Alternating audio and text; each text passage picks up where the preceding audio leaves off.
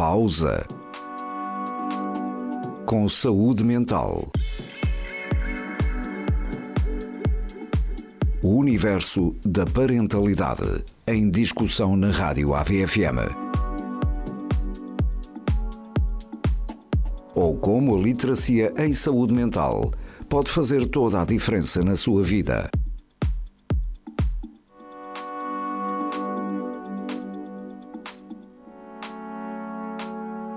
No ar, Bárbara Pereira.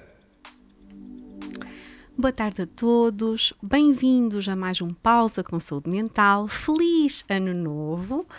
Já começámos o novo ano há alguns dias, mas o meu regresso foi hoje, por isso desejo a todos um ano excelente. A quem nos ouve nos 98.7 e a quem nos vê e ouve nas nossas páginas do Facebook e do Instagram. Hoje temos como tema a saúde sexual após a maternidade e para isso uma convidada especial, a nossa Mafalda Cruz. Bem-vinda! Olá, boa tarde, bom ano a todos. Ainda podemos dizer dia 8. Podemos, eu acho que até ao final de janeiro ainda é bom ano. Na vale, acho que sim. Bem-vinda, Mafalda. Obrigada, Bárbara. Obrigada pelo convite. Obrigada. As nossas vidas já se cruzaram há muitos anos atrás, quando ainda éramos miúdas, não é? E agora, de uma forma mais profissional, vamos estar aqui a ter uma conversa muito séria. A Mafalda é médica, mas também sexóloga e por isso vamos falar de um tema que é impactante em todas as fases da nossa vida, até porque estamos a trabalhar esta literacia e nem sempre estamos informados, certo, Mafalda? Sim. Mas depois de sermos mamãs, não é?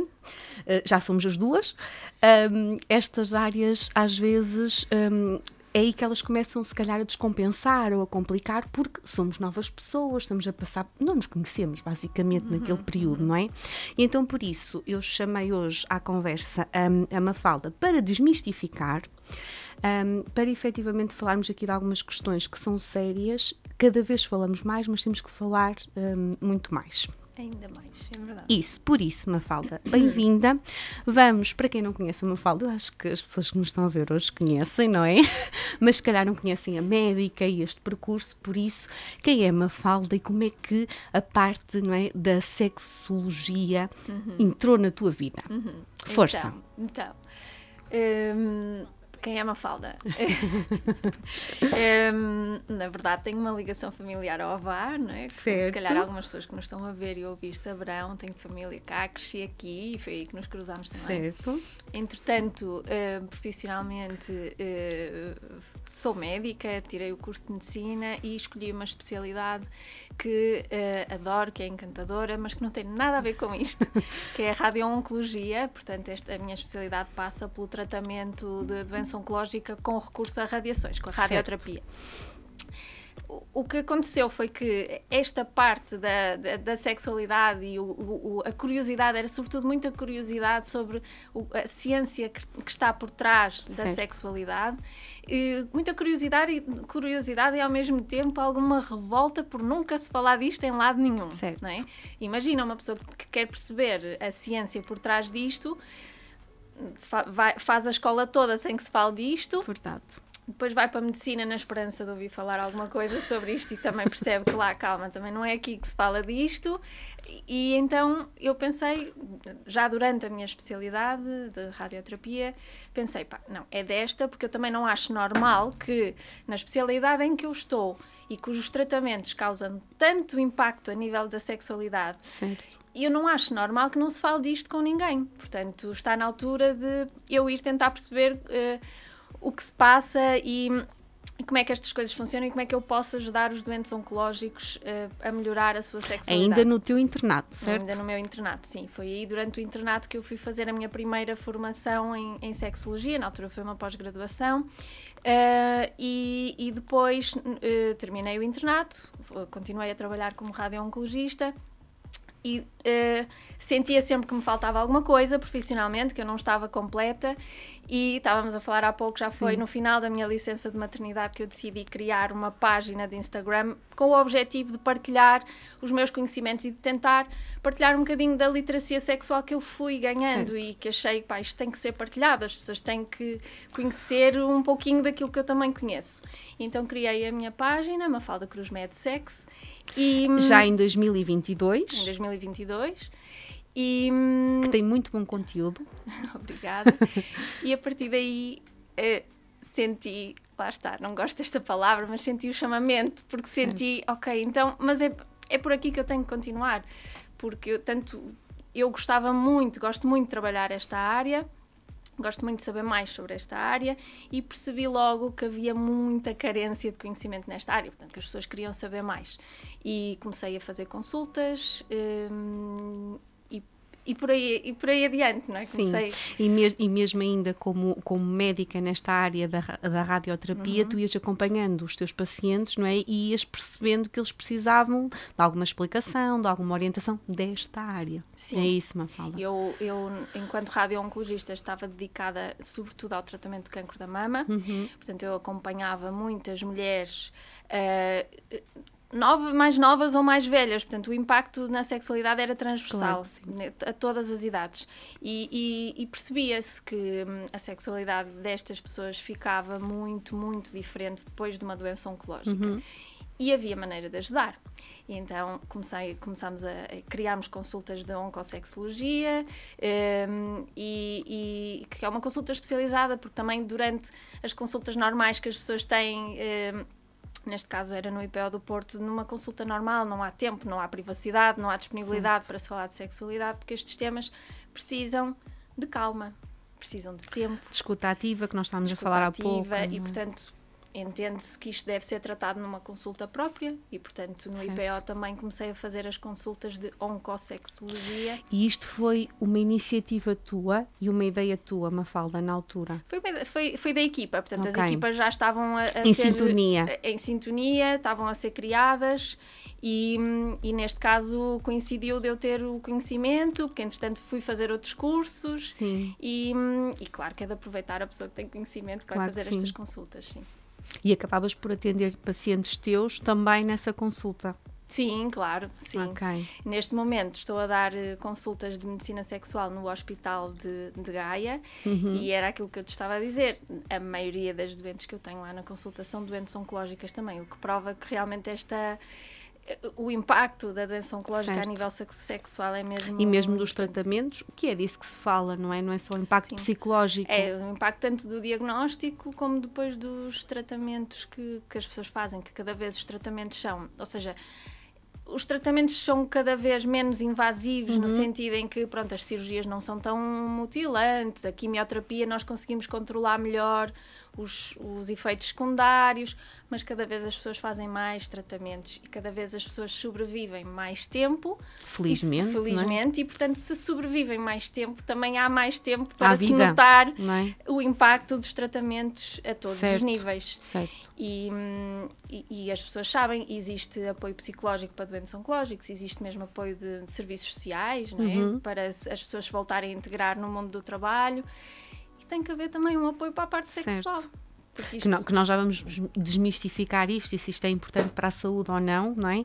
E está mais que provado que sim, não é, Mafalda? Então, neste momento, estamos muito, na tua prática profissional, estás muito nesta vertente, não é? Da sexualidade, desta consulta de saúde sexual e de apoiar individualmente ou as famílias com alguma dificuldade ou disfunção. É isso? Exatamente. Neste momento estou a tempo inteiro dedicada à medicina sexual. Bom, isso também é recente, não é? Muito recente, desde outubro, portanto há 2 meses, sim.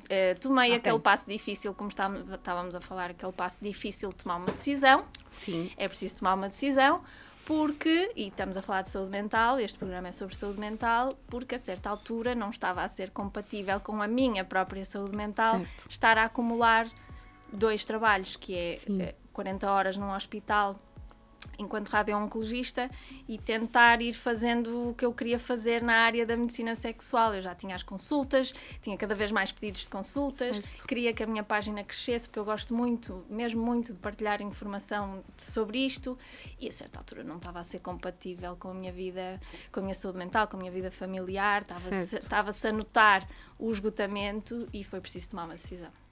E sentes que foi acertada, estávamos a falar agora, não é? Não há dúvidas.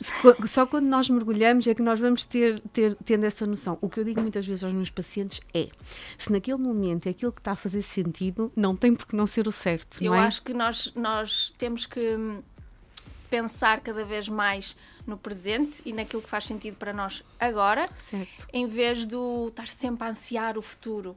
E eu não sei se eu vou continuar a fazer isto para sempre. Não quero pensar assim. Neste momento é isto É o que te faz sentido. Portanto, é nisto que eu me estou a E dedicar parabéns por isso, agora, Mafalda, obrigada. porque a verdade é que o teu curso e o curso de Medicina é um curso longo, não é? Depois temos aquela experiência do internato, ou seja, não é meia dúzia de anos. Não. E depois isso pesa na nossa decisão. Mas é isso, é nós conseguirmos olhar para nós, escutar-nos e perceber, sou feliz a fazer o quê? Não é? Sim. E a tua bagagem, aquilo que também estávamos a falar em off, falámos muito em off, É nós viemos cedo a tua bagagem faz sim também a diferença nestas consultas de saúde sexual. Sim, claro que nada vai para o lixo, ou seja, eu acho que também todo Certo. o conhecimento que eu tenho da área oncológica me ajuda aqui a olhar para as coisas de outra maneira e a tratar a saúde sexual também de outra maneira. Certo. E, portanto, nada é desaproveitado. Sim, e parabéns por essa coragem, que na verdade é o que devemos fazer todos por nós. Ok, então vamos continuar. Medicina sexual, se calhar vamos explicar para quem nos está a ouvir, que pode ainda não ter mergulhado nesta área e não ter percebido. A verdade, eu fui mergulhando também para consumo próprio, mas muito pela minha vertente profissional. Há alturas temos que estudar mais sobre as coisas que vão aparecendo em consultório, mas o que é isto da medicina sexual? O que é que esta ciência estuda, na verdade, não é? Porque nós associamos isto só a um ato, não é? Já vamos desmistificar. Antes de percebermos quando é que podemos procurar, o que é isto da medicina sexual? Força, Mafalda. Exato, que também existe a ideia de que esta área da sexualidade geralmente é abordada só por psicólogos, mas isto pode ser abordado por várias pessoas da área da saúde. Então, a medicina sexual é um ramo da medicina que é dedicado... Eu trouxe notas. Força! Fiz o meu trabalho de casa. É um ramo da medicina que é dedicado tanto ao diagnóstico como ao tratamento e à prevenção de disfunções sexuais, bem como de outros aspectos da sexualidade. Portanto, nós não tratamos só disfunções. Certo. Tratamos também outros aspectos da sexualidade com o objetivo de proporcionar, de poder dar ferramentas às pessoas para que tenham uma vida sexual mais saudável, segura e satisfatória. Ok. Portanto, a medicina sexual acaba por trabalhar muito com base em evidência científica, é esse o nosso suporte. Claro. Aquilo que tem evidência, aquilo que os estudos já nos mostraram que resulta. Não é a nossa opinião. Não é a nossa opinião, não é a minha experiência pessoal. É evidência científica e depois olhamos sempre para várias vertentes. Portanto, a medicina sexual acaba por abordar as questões olhando para a parte biológica. E nós aí exploramos hormonas, certo. Vemos a medicação toda que a pessoa está a tomar, portanto, olhamos para a parte biológica, mas também olhamos para a parte psicológica e para o contexto social em que a pessoa se insere. Tendo em conta estas três vertentes, temos uma abordagem assim, muito completa à sexualidade do indivíduo ou do casal que nos procura. Certo. Então, quando é que nós devemos procurar esta consulta, Mafalda? Então, eu recomendo às pessoas que procurem e que marquem uma consulta de medicina sexual se estiverem a enfrentar, por exemplo, um problema ou uma dificuldade sexual, como é o caso, por exemplo, e depois os problemas sexuais dividem-se em problemas de desejo, por exemplo, baixo desejo ou ausência de desejo, problemas de excitação, que no caso do homem se reflete numa disfunção erétil, por exemplo. No caso da mulher, numa diminuição da lubrificação, numa dificuldade em ter prazer, problemas de orgasmo, que no caso da mulher, por exemplo, dificuldade ou incapacidade de ter um orgasmo, e no caso do homem, ejaculação precoce ou ejaculação tardia. Devem procurar uma consulta no caso de dor durante a relação sexual. Certo. No caso de terem uma doença que possa ter impacto a nível sexual, por exemplo, uma doença crónica, e as pessoas não têm noção, ou podem não ter noção de que, por exemplo, muitas doenças cardíacas têm impacto direto na sexualidade. Diabetes, tensões altas, estas doenças têm todas impacto tão na sexualidade. Tão comuns, não é, Mafalda? Tão comuns. Outras doenças com impacto a nível sexual, a doença oncológica, como já falámos, ou limitações físicas, no caso de haver uma paraplegia ou alguma limitação física E aí limitações que até podem surgir, ou seja, não era um problema antes, não é? E que, entretanto, Eu tive um surgiram. acidente ou uma doença. Um AVC, por exemplo, Isso. a pessoa ficou com uma limitação física, portanto, e que é necessário fazer ajustes à sua sexualidade. Certo. Depois, procurar ajuda se estivermos num período desafiante. Períodos desafiantes da nossa vida, o pós-parto, a maternidade, Sim. como vamos falar, o envelhecimento, um luto, não é? Uma fase Temos de luto. que voltar aqui para falar de envelhecimento, Mafalda. Temos, Fica ao convite. É uma altura muito desafiante. E que podem-se abrir muitas portas e janelas nessa altura certo, também. ou seja, dependendo também da nossa fase da vida e dos inventos da nossa vida, e isso da também forma pode... como estamos a encarar Isso. o envelhecimento. Que é isso. Seja os inventos, seja a fase da vida, é como eu estou a ver as coisas, não é como é que eu estou a lidar com as coisas. Sim, tem muita influência. Depois, procurar ajuda se pretenderem melhorar a vida sexual e ter mais prazer. Neste caso, Certo. não estamos perante nenhum problema, mas simplesmente quero melhorar as coisas. Procurar ajuda para, no caso de pretenderem cuidados de prevenção ou educação sexual. E às vezes tenho, por exemplo, pais que me dizem: Boa. olha, meu filho ou a minha filha está a iniciar a sua vida sexual, preciso de ajuda para conversar com ele sobre Espetacular. isto. E como já disse, no caso de dor. Caso de dor, são assim aqueles casos que não podem mesmo passar. Sim, e que muitas vezes passam durante uma vida inteira, não é, Mafalda? Sim. E isto são tudo questões que podem levar a este primeiro contacto. Depois acredito que quando tu mergulhas na história da pessoa faz maravilhas, não é? Na verdade. Quando mergulho na história da pessoa, encontro sempre mais do que aquilo que estava à espera de encontrar ou do que a própria pessoa acha que se vai falar. Não é? Encontra-se sempre mais, porque estas coisas da sexualidade são influenciadas por tantos aspectos da nossa vida que as pessoas nem sequer têm noção. Sim. E digo-te, por exemplo, a forma como nós fomos educados tem muito impacto na forma como nós vamos viver a nossa sexualidade. A forma como olhamos a sexualidade dos nossos pais. Se não foi ou trabalhado que tipo também. de sexualidade é que os nossos pais nos transmitiram, que Certo. tinham ou que não tinham. Certo. Influências culturais, influências religiosas, tudo isso tem muito impacto. E as pessoas não estão à espera de, se calhar, numa consulta de medicina sexual, de eu ir perguntar tudo isto. Mas eu tenho que perguntar tudo isto. Tens de fazer uma anamnese para tentares perceber Sim. de onde é que vem esta questão, não é? Exatamente. E muitas vezes é o nosso percurso e a nossa bagagem que faz chegarmos aqui. Então, eu lançava-te a pergunta: será que a saúde sexual importa? Qual é o impacto de nós termos uma saúde sexual? Claro que importa. Caso contrário, não faria disto A Mafalda vida. deixou de fazer 40 horas no hospital por isso. Caso contrário, eu não faria disto a minha profissão. Não, Sim. claro que importa, mas dou-te dados, dou-te bagagem também científica para suportar isto. Então, a saúde sexual existe uma definição pela parte da Organização Mundial de Saúde do que é a saúde sexual. Certo.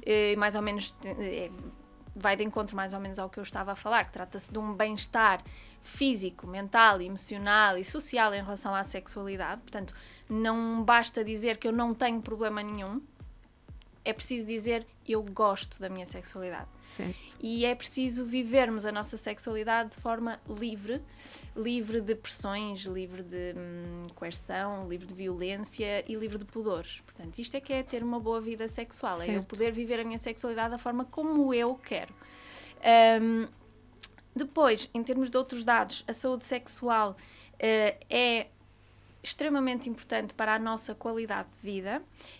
Conta-nos. E não sei se as pessoas estão familiarizadas com a pirâmide de Maslow, que a saúde sexual, ou seja, na base da pirâmide, nós temos as nossas necessidades afetivas. A pirâmide de Maslow vai dividindo as nossas necessidades mais importantes, mais básicas, não é? Até às coisas com as quais Sim. nós... São importantes, mas que passamos para bem. o último Isso. ponto. Portanto, na base da pirâmide estão coisas como comer, beber, não é? E estão as necessidades afetivas. Certo. Claro que ninguém morre se não tiver afeto, mas pode morrer, não é? Pode sim. Estou-me a lembrar aqui de casos de crianças, por exemplo, mas as necessidades afetivas estão assim na base. E depois, a saúde sexual volta a surgir na pirâmide no terceiro nível, aí já mesmo em termos de atividade sexual. Por todos os benefícios pelos benefícios que traz à saúde, porque ter uma boa saúde sexual melhora a nossa qualidade de vida, não só a nossa qualidade de vida, mas melhora também a nossa saúde no geral. Certo. E isso está provado, que pessoas que têm uma vida sexual satisfatória têm melhores índices de saúde, menos doenças crónicas, menos stress, e o stress faz mal a mil e uma coisas, como sabemos. Não é uma doença, mas causa imensas. Não é? Dormem melhor, melhora o humor, portanto, certo. faz bem mesmo à nossa saúde no geral. É um indicador de qualidade de vida e a saúde sexual é um direito humano. Portanto, e os direitos sexuais são direitos humanos. Portanto, é esta a importância da saúde. É isso, não estamos sexual. a falar de algo que é um capricho, de algo que é uma perda de tempo, não é? Quando nós nos dedicamos e olhamos para nós nesse sentido, estamos a falar de saúde e de uma necessidade básica. Vou-te dar um exemplo muito concreto. A relação entre, por exemplo, a ereção e uma doença cardíaca é tão estreita que, por exemplo, em alguns casos, os problemas de ereção começam a surgir 3 anos antes de um infarte. Ok. O que nos leva aqui, o que nos deve chamar a atenção para estarmos muito atentos, não é? Por exemplo, um homem que até tenha vários fatores de risco, não é?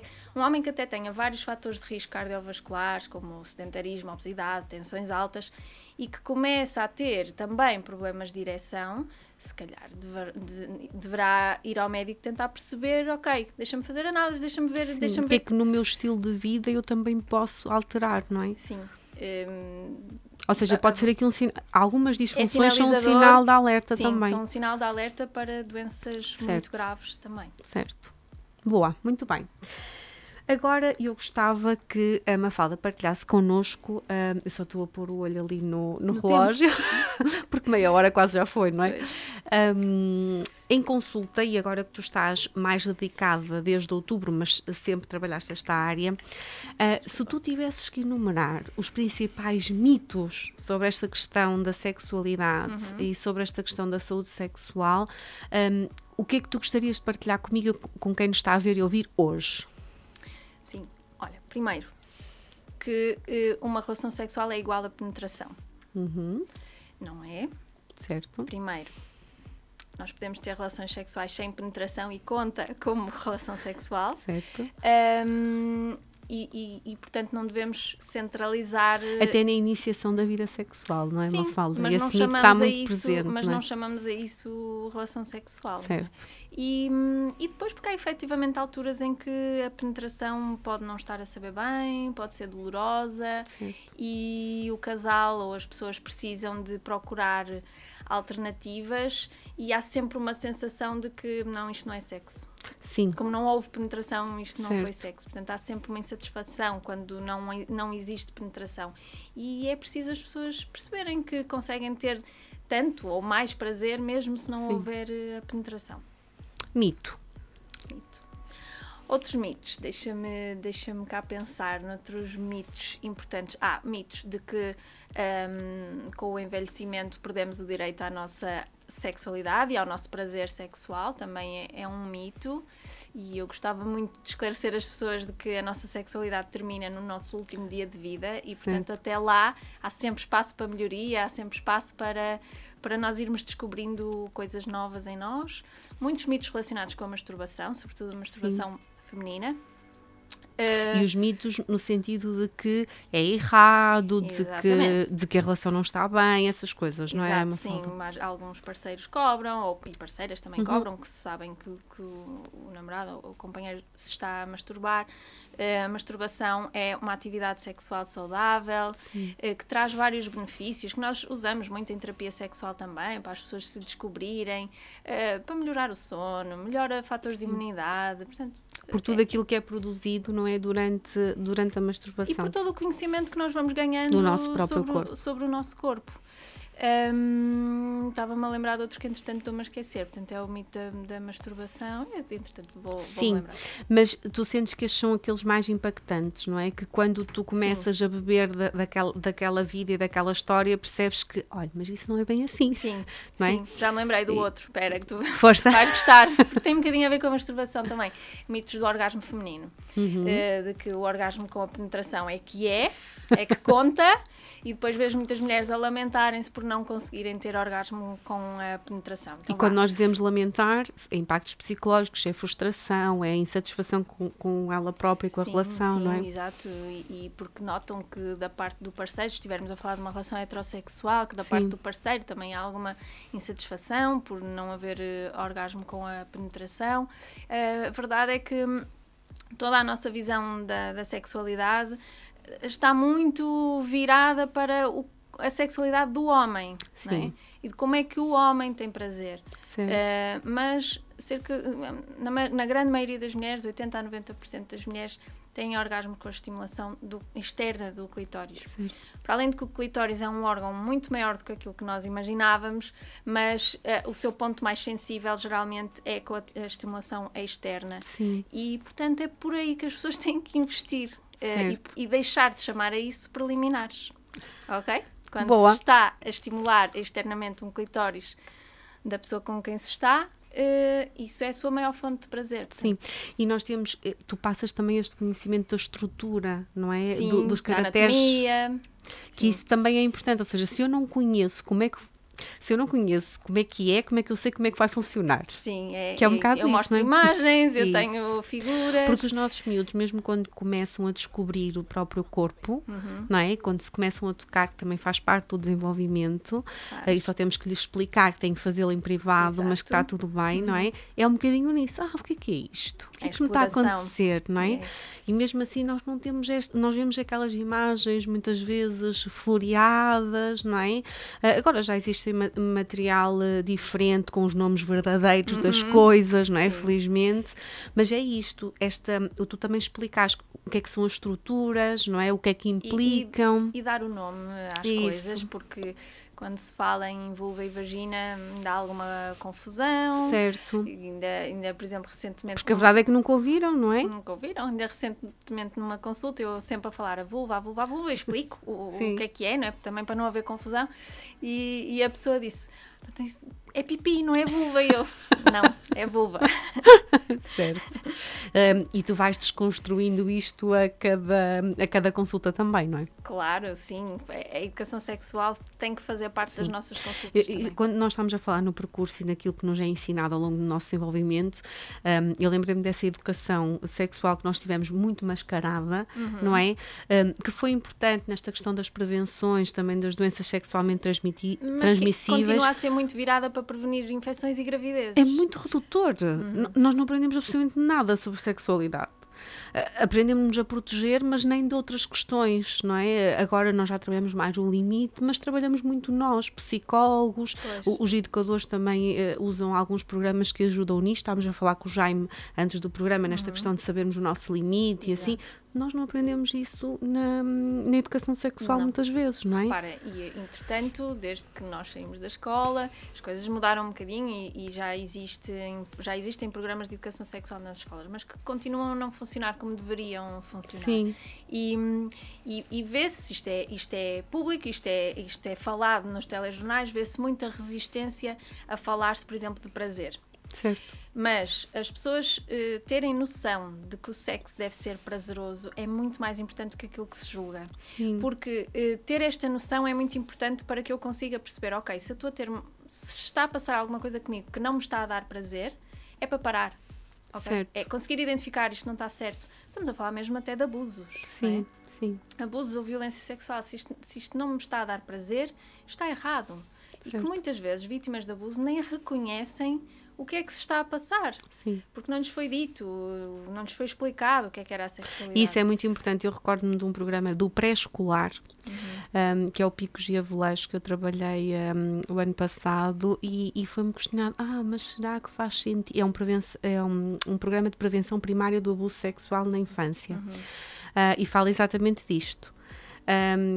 será que não vai levantar aqui um tema que não faz sentido? Como se tu falares da situação, foi-me questionado por uma família, percebes? E eu expliquei, esclareci que o programa era um programa científico, que é construído por psicólogos, percebes?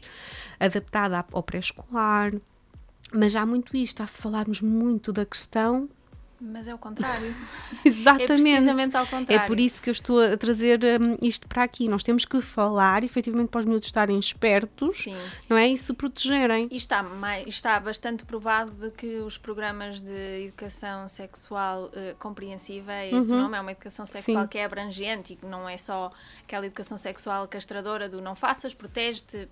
Os bons programas de educação sexual está provado de que atrasam o início da atividade sexual. Os jovens Tomam consciência. Estando mais informados, fazem melhor as suas escolhas, portanto não cedem... Perceberam, pais? É isso, não cedem tanto a pressões dos pares ou dos amigos, não fazem só porque os amigos já fizeram ou porque eu tenho um namorado que está a insistir para eu fazer.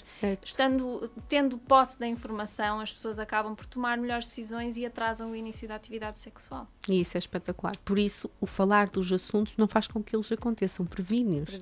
Previne A questão é essa. Sim.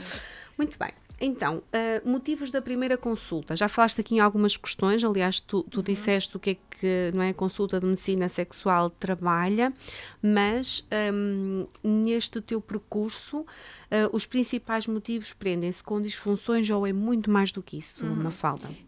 Prendem-se com disfunções. O principal motivo nas mulheres é a falta de desejo sexual e a dor durante a relação sexual, a dor com a penetração. No caso dos homens, são mesmo disfunção erétil e ejaculação precoce. São assim os principais motivos para as pessoas procurarem consulta. Relativamente aqui ao desejo sexual, temos uma coisa curiosa que é as pessoas ou os casais procurarem consulta porque existe discrepância de desejo, ou seja, quando um dos elementos tem um nível de desejo e o outro não acompanha. Um tem muito mais desejo do que o outro. É curioso que geralmente quem vem à consulta e quem acha que tem um problema é a pessoa que tem menos desejo sexual, nunca é a pessoa que tem mais. Ok. E portanto isto tem um nome... Porque isto das quantidades também é outra questão. As pessoas preocupam-se muito. Tu deves transpirar, não é, em consulta? As pessoas preocupam-se muito com a quantidade, com aquilo que é normal. As pessoas gostam muito de saber se são normais, sendo que nisto da sexualidade é muito difícil de definir o que é normal. Não podemos definir. Cada um tem o seu contexto, cada um sabe de si. E, portanto, para terem uma noção daquilo que é normal, eu no outro dia tive em consulta uma senhora com 50 e tal anos que pediu consulta por baixo desejo. Porque agora não tinha desejo nenhum. Porque e tu foste explorar o que era o nenhum. Exato, o que é o nenhum. E ela, porque eu agora quase não tenho sexo. E eu, o que é quase não ter sexo. E ela, não, porque eu antes tinha sexo 4 vezes por dia e agora só tenho uma. Desculpa. Nem eu, não é? Mas pronto. E eu, percebes, aqui tu ganhas mesmo um banho de noção daquilo que é o normal, não é? O normal para uma pessoa não tem nada a ver com o meu normal. Agora tens é que explicar que não é patológico, não é? Sim, e respeitar o normal daquela pessoa, percebes? Certo. E o sofrimento que isso está a implicar. E o sofrimento que lhe está a dar. E respeitar, se esta pessoa realmente quer voltar a ter um desejo. O que é que está a acontecer? O que é que está a acontecer e vamos ajudá-la. E, portanto, o normal aqui é muito relativo, mas nisto estava a falar da discrepância de desejo, porque, de facto, vê-se muito, e sobretudo em relações longas e estáveis, acaba sempre por haver ali momentos, fases da vida, em que há um dos elementos que tem bastante mais desejo do que o outro. Sim. E é preciso chegar aqui a um equilíbrio. A questão da frequência com que se tem sexo preocupa sempre muito as pessoas. O que os estudos dizem é que realmente a frequência com que se tem relações sexuais é importante para a felicidade do casal, para o bem-estar do casal, mas estamos aqui a falar, ou seja, de uma frequência de ser mais ou menos uma vez por semana. Isto depois muda muito de idade para idade, mas aquilo que os estudos dizem... A norma, não é? Os estudos dizem é que mais do que uma vez por semana não traz mais felicidade e mais satisfação ao casal, percebes? E aqui muitas vezes centramos o relacionamento e o estarmos satisfeitos ou não com o nosso relacionamento apenas na relação, no ato, não é? Onde a sexualidade e toda esta intimidade, aliás, a intimidade nem sequer tem nada a ver com o ato, não é? A intimidade sob muitas formas. E depois quando tu vais explorar, se calhar o casal até faz muitas outras coisas que também faz parte, mas que nem sequer está nesse leque, não é? Para eles como satisfatório, como checklist de que estamos bem a nível sexual. Pois, sim, é verdade. Às vezes... Pronto, e estou agora a pensar nos relacionamentos sem sexo. Existem muitos relacionamentos em que não há sexo e que as pessoas estão felizes, estão satisfeitas. Sim. E, portanto, nós sexólogos não temos nada a fazer aqui nestes casos, não é? Ou seja, não é obrigatório as pessoas terem sexo com determinada frequência, mas se esta ausência de sexualidade está a interferir de alguma forma com o bem-estar do casal, se está a causar atritos, então isto deve ser falado, deve ser abordado, sendo que, logicamente, não é só a parte física que importa. E muitas vezes até para se chegar lá têm que estar preenchidas todas as outras formas de intimidade, ou seja, tem que haver boa comunicação, tem que haver respeito, tem que haver tempo de qualidade a dois, saídas a dois. Já estás a dar algumas dicas que era só no final. Mas, okay, não, mas dá. É isso mesmo. E tem que haver, as outras formas de intimidade devem estar preenchidas. Tem que haver toda uma almofadinha, não é? Para que depois nós consigamos nos sentir libertos que é um bocadinho para isso. Se criar o ambiente ideal. Sabes que eu costumo dizer que os preliminares é tudo aquilo que acontece quando acaba a relação sexual. Ou seja, acaba a relação sexual e aí começam os preliminares, que é o dia-a-dia. É o cuidado que nós temos um com o outro, é a atenção que damos um ao outro, preocupação, o toque físico, as boquinhas que vamos mandando um ao outro, as coisas bonitas que vamos dizendo um ao outro. Esse cuidado é que são os preliminares. Esse cuidado é que é aquecer para que depois as duas pessoas tenham vontade de ter relações sexuais. E não andarem perdidos um do outro, que é um bocadinho isso, não é? Ok, então nós vamos falar, o nosso tema era para nós irmos tocar esta parte da maternidade e do pós-parto e deste período que é tão delicado. E que tu trabalhas enquanto médica e eu também, enquanto psicóloga, já tive alguns desafios de casos clínicos porque nós próprias... quanto mais... Nós próprias já passámos por essa fase e eu não me reconheci, é verdade, porque existem aqui muitas transformações. Vamos falar nesta fase do pós-parto e porque é que isto pode ser impactante nesta vida sexual. Pois, então, porque o pós-parto e a maternidade traz muitas alterações, tanto físicas, não é? Sobretudo para a mulher, o nosso corpo muda imenso e pode demorar depois meses ou anos a voltar ao que era antes, se é que volta. Não Cada mulher ao seu ritmo. Cada mulher ao seu ritmo, portanto, deixamos aqui de nos reconhecer, o nosso corpo. Depois, esta altura traz muitas alterações hormonais, o parto em si, ou seja, após o parto existe uma grande queda de hormonas, como os estrógenos e a progesterona, que são depois muito importantes para o nosso desejo, para a nossa capacidade de lubrificação também. Depois, no caso das pessoas amamentarem, e eu sei que queres falar de hormonas, depois vamos falar um bocadinho disso. Portanto, a amamentação também tem o seu impacto na sexualidade, tanto no desejo como depois na lubrificação. E depois, lá está, estou a falar da parte biológica, não é? E depois as rotinas. É isso, é que depois vem a parte psicológica, em que o casal e a mulher não dorme bem, não está a descansar. Tem uma pessoa nova, agora de repente somos responsáveis pela vida e pela sobrevivência deste ser, portanto é nisto que eu tenho que me focar. Depois o contexto, Falámos da parte social e, sobretudo, para as mulheres, para quem foi mãe.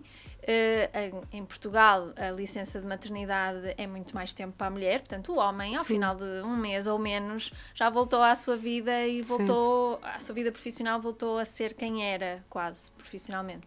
A mulher não. Fica bastantes meses em casa. E quando nós falamos na vida profissional, falamos também em algumas situações sociais e mesmo de lazer, quase que fica em stop. Fica em stop. Não é? Vivemos em volta de fraldas e... Sim, mesmo a nossa disponibilidade, não é? Se calhar há ali um período em que até podemos ter oportunidade para sair um bocadinho, mas pá, a cabeça não... Ou é dormir. A cabeça não está para aí virada. Portanto, nós acabamos por ficar muito centradas e muito focadas em cuidar daquela pessoa, o que nos dá exaustão física, mental, e diminui a nossa disponibilidade para pensar sequer numa relação sexual. É o nós estarmos, é aquilo que tu falaste, é mesmo isso, é a disponibilidade até para sermos criativos, porque temos que nos reinventar nesta fase, não é, Mafalda?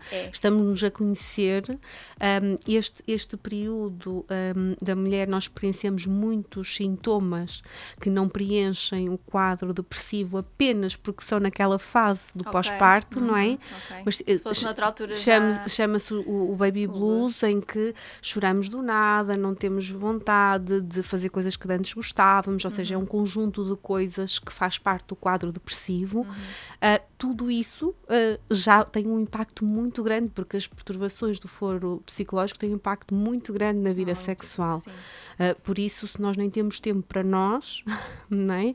Se estamos com estes sentimentos, estas emoções todas, é muito complexo. É muito complexo, sim. Para além de que, mesmo que os chakras estejam todos alinhados e eu até esteja com vontade, depois, muitas vezes, começamos a tentar e o corpo não está a responder. Porque, nesta altura também, por alterações hormonais, a lubrificação fica muito mais difícil, temos menos prazer, o orgasmo fica difícil, impossível e menos, às vezes até muito menos intenso, e como há menos estrogénios na zona da vagina, não lubrificamos tanto e há dor, e há efetivamente dor com a penetração.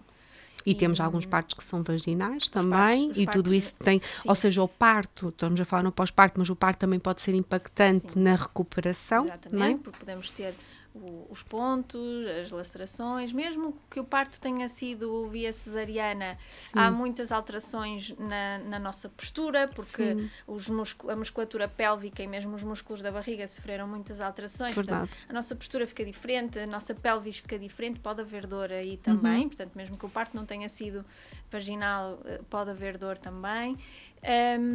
E, portanto, com tudo isto, é expectável que durante ali um período... O caminho será esse, não é, Mafalda? Ou seja, são raras as exceções, se nós não temos, por exemplo, se nós não procuramos esta consulta, que não acredito que naquele pós-parto, não é? Naqueles primeiros 40 dias, pelo menos, a gente se preocupa em marcar, certo? Nem quero ver ninguém no meu consultório nessa altura. Vais dizer, olha, vá viver o seu puerpério e depois volta. Mas repara, também é preciso dizer, há pessoas que têm vontade... têm desejo sexual e vontade sexual nesses 40 dias, nessas 6 semanas. Não, igual não é, mas que têm, não é? Mas que têm e acontece até com muita gente, mas depois vão até tentar e têm dor. Isso. Pronto. Nós geralmente damos aqui este período dos 40 dias, das 6 semanas, em que dizemos que não deve haver... atividade sexual, mas não é bem assim. Não deve haver atividade sexual com penetração. Certo. Mas, pelo menos até serem avaliadas numa consulta para ver se em termos vaginais está tudo bem cicatrizado. Isto não quer dizer que as pessoas não se possam envolver sexualmente. Podem. Que era aquilo que tu estavas a falar, não é? Podem ter orgasmos, podem se envolver. Agora, se calhar atividades penetrativas é que não, porque passou muito pouco tempo desde o parto. Mas se houver vontade das duas partes, podem se envolver sexualmente neste período. Sim, e aqui é o respeitar muito o ritmo de cada um, a forma, o processo de cada um, não é? No fundo. Sim, exato. E nesta fase, ou as pessoas percebem antes e têm a literacia quando ainda estão grávidas, porque não falámos sobre esta parte, mas a vida sexual também durante a gravidez também é diferente e pode ser bastante impactante, mas nós vamos estar juntas mais vezes. Mas ou temos esta literacia antes e as coisas ficam mais facilitadas a seguir, não é? Porque desligar o complicómetro nesta fase que é tão delicada é difícil. É. E é mesmo muito difícil, e eu falando, isto não é para falar sobre mim, mas falando Sim. da minha experiência, em que eu tinha o conhecimento, ajudou-me imenso a lidar com as coisas. Sim. Porque eu tive bastantes meses em que sentia dor, mas normalizei, sabia que era normal, Sim. eu estava a dar de mamar e tudo, era normal, portanto... consegui dar a volta, mas eu tinha o conhecimento todo do meu lado, percebes? Eu penso, e quem não tem? Sim. O sofrimento que isto pode causar, fica frustrado, sim, não mesmo é? para o casal. Percebe quando é que isto vai voltar a ser como de antes, Ou pensa, não se é? calhar nunca mais vai voltar a ser. Ou Certo. então, com medo que nunca mais, com medo que as coisas não passem, parte para, então, se isto vai ser sempre assim, deixa-me ter sexo assim, tem sexo com dor. E normalizam E piora essa, muito mais as sim, coisas, porque depois começas a ter medo de ter dor, estás muito mais ansiosa, contraída. E piora efetivamente a dor que tu tens. Verdade. Muito bem, vamos então passar à amamentação, para falarmos nestas hormonas, ou seja, se nós alimentarmos o nosso filho com leite materno, não é? Nós acabamos por ter, para criar as condições da produção de leite, não é, senhora doutora, nós temos que produzir hormonas e aumentar umas e diminuir outras. Certo. E isso é impactante no nosso soma, no nosso corpo. Claro. Não é? Sim. Explica-nos. Explique, e também escrevi. Força. Lá está, há partes do cérebro que eu recuso-me eu sei isto de cor, mas não me queria esquecer de nenhuma. Força. Então, quando nós amamentamos, quando as mães amamentam, produzem bastante prolactina, que é uma hormona que é produzida no nosso cérebro e que serve para a produção de leite.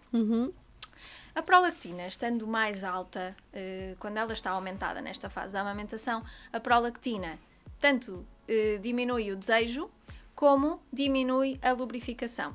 Ok. Portanto, temos logo aqui, só com esta hormona... Duas coisas maravilhosas. Sim, só com esta, ok? Sim. Prolactina aumentada, diminui o desejo e diminui a lubrificação. Ok. Depois, amamentando, diminuímos também os níveis de estrogénios. Que bom. É. E os estrogénios dão atrofia, ou seja, tornam a nossa vagina mais... Menos flexível. Sim, mais fininha. Portanto, a vagina, estou a falar do canal vaginal. Certo. Mais fininha e mais seca. Portanto, há bastante secura vaginal. A excitação fica mais difícil e pode haver dor com a penetração. Depois, os androgénios, a mais conhecida é a testosterona. As mulheres também produzem testosterona em níveis muito mais baixos do que os homens, mas também produzem. E com a amamentação, os estrogénios também diminuem. Os androgénios, desculpa, também diminuem. Os androgénios são muito responsáveis pelo desejo. Portanto, aqui o desejo diminui bastante. E dá-nos falta de energia também. Ou seja, não é só estar focado no bebê. Não, são hormonas. É uma questão fisiológica, ok? Sim, é mesmo. Ok. Depois, por último, temos a oxitocina. Quando nós amamentamos, também libertamos oxitocina. E esta oxitocina é uma hormona que provoca contrações no útero. Essas contrações no útero acabam por ser, aqui é uma analogia perigosa, ok? Acabam por ser semelhantes às contrações que o útero tem durante um orgasmo. Portanto, preenchemos aqui algumas necessidades também físicas. Certo. Este prazer que nós retiramos da amamentação e em que há esta contração uterina, este prazer que nós retiramos não tem nenhuma carga sexual associada, mas preenche algumas das nossas necessidades. Mas o que nós estamos a falar, a sexualidade, não é? Não é só o ato sexual ou a relação sexual. E é isso que nós produzimos também quando temos um orgasmo. É isso que tu estás a tentar explicar, não é? Ou seja, fisiologicamente é como se essa necessidade, a tal pirâmide que nós falamos há pouquinho, ficasse em parte preenchida. Pois é, eu quando as mulheres têm um orgasmo produzem oxitocina da mesma forma, quando estão a amamentar produzem oxitocina, Certo. portanto ficam aqui algumas necessidades já preenchidas. E por último, esta oxitocina também faz com que haja a libertação do leite, o que durante uma relação sexual em que nós libertamos oxitocina também aumenta o risco de libertação de E leite. pode ser também desconfortável. E há muita não é? gente que se sente desconfortável com isto, portanto, mais uma razão para algumas pessoas quererem evitar ter sexo durante a fase da amamentação, porque isto pode acontecer e é incomodativo. Eu acho que esta orientação profissional e este diálogo entre o casal é a chave, quando eu falo em reinventar-nos, não é? Principalmente nesta fase de adaptação e em que o nosso corpo está, da mulher, não é? Está a voltar ao equilíbrio, não é? E o diálogo pode ser importante, não é? Como é que podemos fazer isto e satisfazer as nossas necessidades de casal de uma forma construtiva, não é? Para não gerar este constrangimento. Se eu não souber que numa relação sexual posso libertar leite, se calhar quando isso acontecer eu vou ficar... Não é? E isso pode ser constrangedor e pode ser... também não vamos dizer que vai ser traumatizante, mas pode ser ali um marco que faz com que nós tenhamos o comportamento que acabaste de referir. Tipo, ok, não vai acontecer. De evitar. E é uma coisa relativamente simples de se resolver. Certo. Que, pronto, há estratégias, não é? Mas as pessoas têm é que saber que isto pode acontecer. Sim. E como é que eu vou prevenir isso? Ou seja, vou usar o sutiã, não vou usar o sutiã? Por como exemplo, é que vamos... dar de mamar ou retirar leite com a bomba antes da relação sexual, usar o sutiã para evitar ali as fugas. Certo. Por outro lado, há pessoas que gostam imenso desta libertação de leite. Agora, tem-se é que falar sobre isto entre o casal. Sim. Portanto... E em todas estas fases é importante este diálogo. Ok, temos poucos minutinhos. Eu vou já dar o nosso miminho para ti, porque senão vou-me esquecer. O que é? Tu não conheces o Pão de Ló de Ovar? Este aqui é uma oferta dos produtores da nossa Guida. Obrigada. É um miminho para tu levares, é porque tu também não estás a residir em Ovar agora, por isso levas um bocadinho de nós hoje. Como forma de agradecimento pela partilha de saber, Mafalda. E obrigada mesmo, precisamos muito falar sobre isto. E antes de terminarmos, temos aqui uns 6 minutinhos. Conseguimos tocar aqui nos pontos todos, não é? Mas se tu pudesses falar com algumas pessoas que nos estão a ouvir agora e a ver, que dicas assim chaves, sem receitas, porque não existe, acabámos de dizer isto imensas vezes, tu darias relativamente ao desmistificar isto e ao resolver algumas das questões? Pronto. Força. No final desta conversa, acho que as pessoas já perceberam que cada caso é um caso e, portanto, não dá mesmo para dar recomendações generalizadas, porque é preciso ver o que é que se passa em cada família. Mas há algumas coisas que são transversais, que é, primeiro, e eu vinha a pensar sobre isso no caminho, que é, primeiro, desacelerar. Nós estamos todos muito acelerados e estamos todos com muita pressa de tudo. E nota-se, e quanto mais tempo, quantas mais consultas eu faço, mais eu noto que as pessoas têm muita pressa em voltar ao normal. Certo. Mas aqui neste período é preciso ter calma, é preciso perceber que isto vai ser tudo temporário. Que estas alterações pelas quais eu estou a passar é uma fase desafiante, mas isto vai passar. Se nós temos uma dor com a penetração que ao fim de 6 meses após o parto continua, devem ser avaliados. Se nós temos uma falta de desejo que ao fim de 1 ano após o parto continua, então devemos avaliar. Mas até lá é aceitar e ir por outros caminhos, ok? E tentar perceber o que é que eu posso mudar para melhorar... Como é que eu vou reinventar esta intimidade, no fundo? Por exemplo, se o sexo com penetração me está a doer, então vamos fazer outras coisas. Vamos descobrir que afinal até se calhar gostamos mais de outras coisas. Verdade. E em relação ao desejo, também conversar muito, muito, muito em casal. Este é o segundo conselho que eu dou. O primeiro é não ter pressa, o segundo é mesmo apostar na comunicação entre o casal. Porque...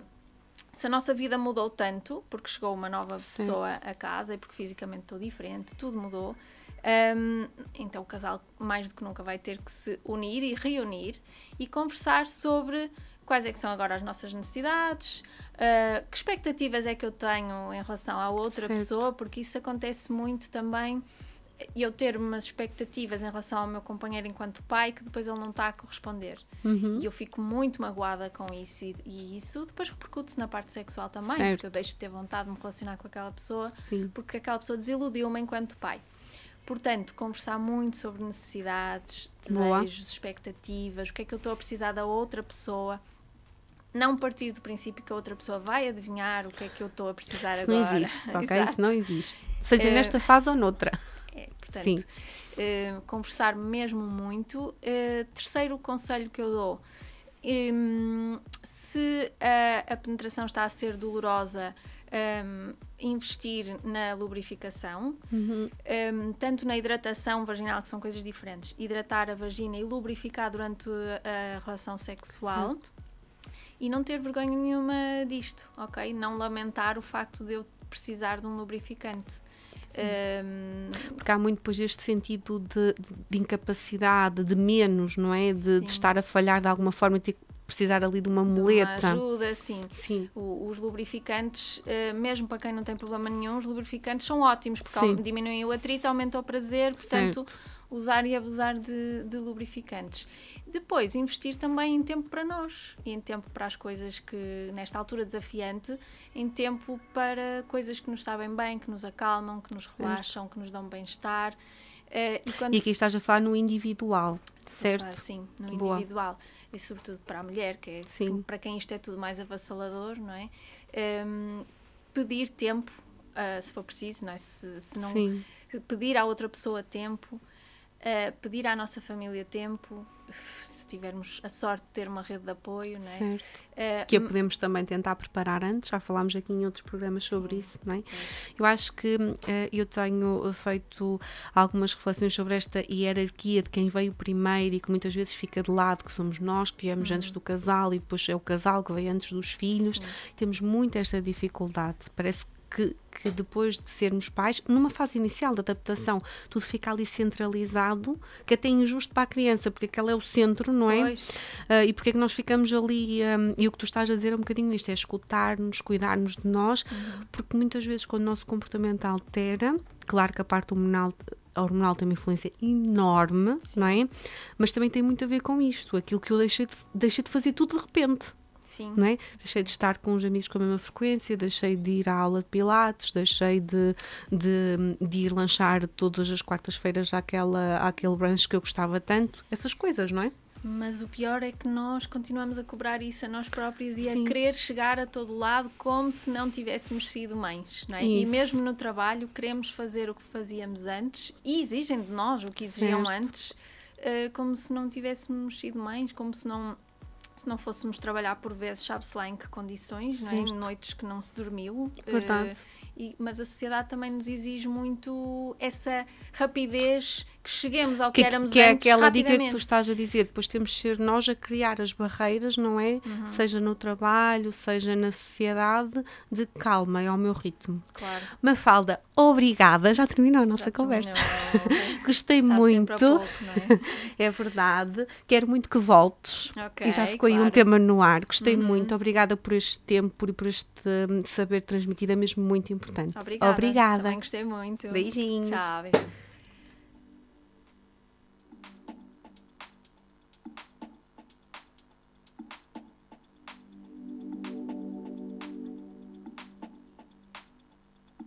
Cut the mid-range, drop the bass.